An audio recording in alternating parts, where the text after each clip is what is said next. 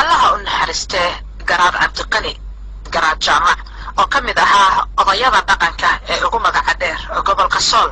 ayaa lagu aasay maanta magaalada Laascaanood kadib markii shalayto uu ku geeriyooday Djibouti. Ismaan Abdinuur Xaashi oo ah wariye madax bannaan oo jooga Nairobi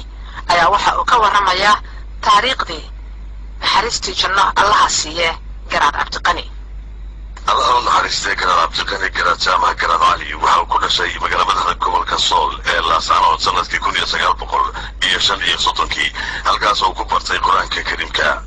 kadibna waxa uu isla laasaanood ka galay dugsiga hoose 1945 waxaana uu ka mid noqday dufcadii ugu horeysay ee halkaas iskuul laga qoro waayey gumaysiga ingiriiska dabeedna dugsiga dhexe sheekh ayuu u wareegay 49 1953 waxa uu magaalada Boorama ku biiray mahadka tababarka farsamada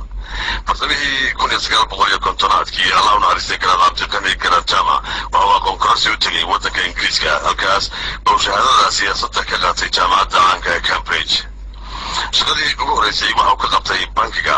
markii maamulka ingiriisku jiray waxaana uu maamulka ku-xigeen ka noqday laantii bankiga ingiriiska magaalada Berbera. isla waayaha gumaysiga Britishka ay Soomaalida waqooyi tilnayeen garaad Cabdiqani garaad jaamac waxaa loo magacaabay gudoomiyaha degmada Erigabo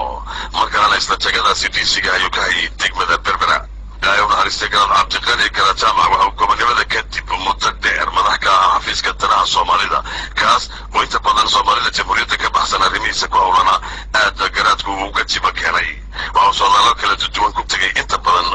qaaradda Afrika dalalka ku yaala iyo weliba Asia halkaas oo kula kulmay madax badan oo caalami ay ka mid ahaayeen madaxweynihii hore ee Faransiiska Charles de Gaulle madaxweynihii koobaad ee dalkan Kenya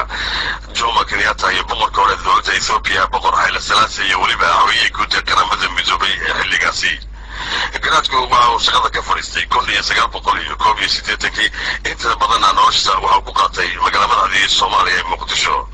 garaad Cabdiqani waxa loo caleema saaray garaadnimada sanadkii 1985 kuwii waxaana lagu caleema saaray dooxada geeda qarsay ee magaalada Laascaanood kadib markii uu geeriyooday walaalkiis garaad Ali garaad jaamac oo siyaasiyiintii Soomaalida heer wasiirna ka soo gaaray doodaha rayidka kuwa ugu caansan ka mid ahaa. waxa uu garaad Cabdiqani rabbi naxariista ka waraabiyay garaadkii 18aad ee dhaxla garaadooyada beelaha degan mandaqada Sool Sanaag iyo Cayn. garaad Cabdiqani garaad jaamac waxa uu ka mid ahaa dadkii dhaliilay hogaankii hanaankii dowladdii kacaanku ay dalka ku hagaysay ama ku maamulaysay waxaana uu ka mid noqday 114 nin ee saaxiibayaankii caanka ee manifestada la baxay ee 15 May 1990 ka soo baxay Muqdisho. dowladdii Cumar Carte aan hirgelin ee xilligii xukuumaddii Maxamed Siyaad Barre 17 Janaayo 1990 waxaa loo magacaabay wasiirka Soomaaliya. ilaahay naxariistay garaad Cabdiqani garaad jaamac waxa uu ka qayb galay shirar badan oo Soomaalida lagu nabadaynay. shirkii ugu horeeyay gobolada waqooyi xabad joojinta ka dhacay tuulada Og 5 bishii February 1990 ayaa ka mid ahaa iyo weliba shirkii isla Febraayo bartamaheedii Berbera lagu qabtay markii gobolada waqooyiga israacoodii kuwa koonfurta dib in loo eego halkaasi lagu soo saaray. shirkii lagu yegelay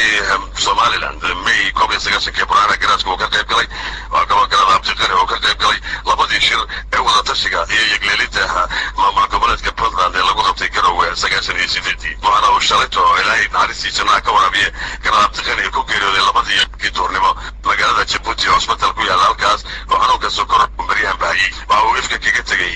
afar wiil oo koran oo 9 carruur iyagoo sii dhalay labahaas ay guursaday intii uu noolaa oo mid ay ka geeri horeysay. ilaahay naxariistay waxa uu caan ku ahaa ilaalinta midnimada ummadda Soomaaliyeed ee nabad jacaylka waxaana la oran karaa inuu ahaa ninkaasi rugaantaa siyaasi oo wadaniya oo ummadda Soomaaliyeed ay weyday. ilaahay naxariisto garaad Cabdiqani garaad jaamac. kaasi waxa uu ahaa wariye Ismaan Abdinuur Xaashi oo jooga magaalada Nairobi